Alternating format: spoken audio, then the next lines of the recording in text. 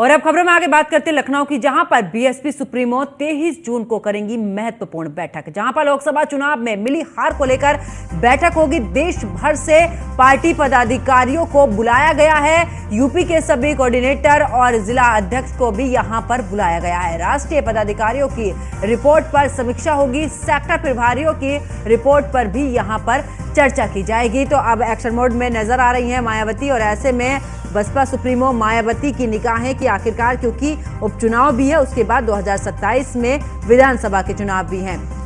इस बार की अगर बात करें तो बीएसपी को इस बार काफी खराब प्रदर्शन रहा, और ऐसे में हार किस तरीके से हुई है, क्या वजह रही है, इन सभी को लेकर एक बार फिर से बैठक करेंगी। और ज्यादा जानकारी के लिए हमारे सहयोगी मनीष मिश्रा हमारे साथ में बने हुए हैं। मनीष, बीएसपी की अगर बात करें, क्योंकि लोकसभा चुनाव अभी गए हैं, ऐसे में उनके प्रदर्शन को देखते हुए बैठक तो जरूर मायावती करेंगी, लेकिन कुल मिलाकर बात की जाए 2027 और वहां पर भी चुनाव होना है, यानी कि विधानसभा का, ऐसे में क्या कुछ रणनीति, क्योंकि हार की वजह को लगातार मंथन कर रही है यहां पर मायावती।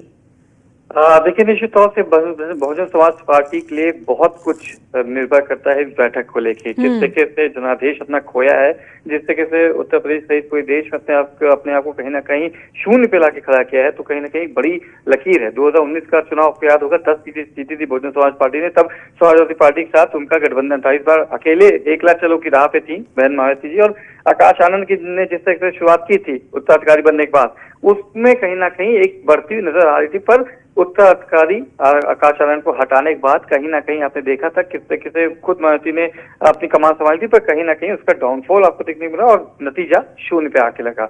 उसी को लेकर अब एक बड़ी बैठक होने जा रही है। 23 तारीख को ये लखनऊ में बैठक की जाएगी, जिसमें लोकसभा चुनाव में मिली हार को लेकर समीक्षा की जाएगी। इसके पहले भी जो जितने भी सेक्टर प्रभारी थे, उन सबसे एक रिपोर्ट मांगी गई थी। इस रिपोर्ट को लेके जितने भी कोऑर्डिनेटर हैं, जो मंडल कोऑर्डिनेटर हैं, जो जिलाध्यक्ष हैं, उन सबको बुलाया गया है। उन सबसे समीक्षा की जाएगी। देश भर के जो पदाधिकारी हैं उनको बुलाया जाएगा। उनके यहाँ जो स्टेट्स में जो हार के कारण है उसको समीक्षा की जाएगी। और साथ ही साथ आने वाले समय में जिन राज्यों में चुनाव होना है, उसमें भारतीय बहुजन समाज पार्टी किस तरीके से चुनाव लड़ेगी, क्या उनके मुद्दे हो सकते हैं, और जिस तरह से उनका जो वोट बैंक है, जो उनसे अब खिसकता नजर आ रहा है, उसको वापस अपनी तरफ लाने के लिए क्या कवायद कर सकती है, इस पर कहीं ना कहीं चर्चा करती नजर आएंगी। पर सबसे प्रमुख बात है, क्या आकाश आनंद इस बैठक में मौजूद रहेंगे, क्या आकाश आनंद को इस बैठक में शामिल किया जाएगा, इस पे जरूर सबकी निगाह रहेंगी। एक प्रश्न रहेगा, क्या उत्तराधिकारी के पद से हटाने के बाद, महासचिव के पद से हटाने के बाद, क्या आकाश आनंद को एक बार फिर से एंट्री मिल सकती है चुनाव खत्म होने के बाद? क्या मायावती एक बार आकाश आनंद को अपने साथ से ला सकती हैं?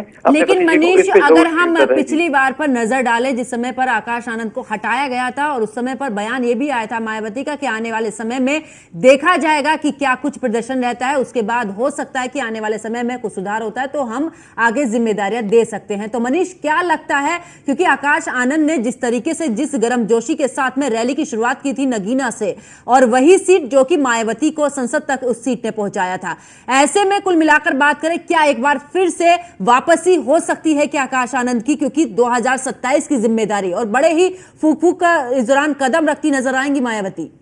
देखिए, मैंने आपसे पहले ही चर्चा की थी कि आकाश आनंद का रोल का डिसीजन बहुत कुछ इस बैठक से डिसाइड कर दिया जाएगा। इस बैठक में जब पूरे राष्ट्र के जो पदाधिकारी उनको बुलाया गया है, तो निश्चित तौर से कहीं ना कहीं पहले भी बात हुई थी, क्योंकि मायावती उतनी ज्यादा एक्टिव पार्टिसिपेट नहीं करती है। आप अगर जिक्र करेंगे बहुजन समाज पार्टी में होने वाले कार्यक्रमों की, तो ये बैठक है, उसका गिनी चुनी जो आप उंगलियों पर गिना सकते हैं वो बैठक होती है, अदरवाइज वहां पे आपको सन्नाटा दिखता है। पर आकाश आनंद के आने के बाद जो यूथ था, जो वोटर बैंक कह रहे थे, जो दलित वोट बैंक थे, उसके जो यूथ थे, वो जरूर आपको आते हुए निकलते हुए साथ में जुड़ते हुए नजर आए थे।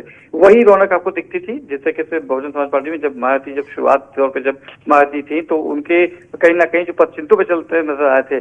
पर जिस तरीके से आपने नगीना का जिक्र किया, नगीना में जब एक समय आकाश आनंद प्रचार प्रसार संभाल रहे थे, तो वहां पे भी आपको देखने मिला था किस तरीके से जो उनके वोटर थे वो निकल के सामने आए थे, उनकी रैलियों में उनके सुनने के लिए लोग आते थे।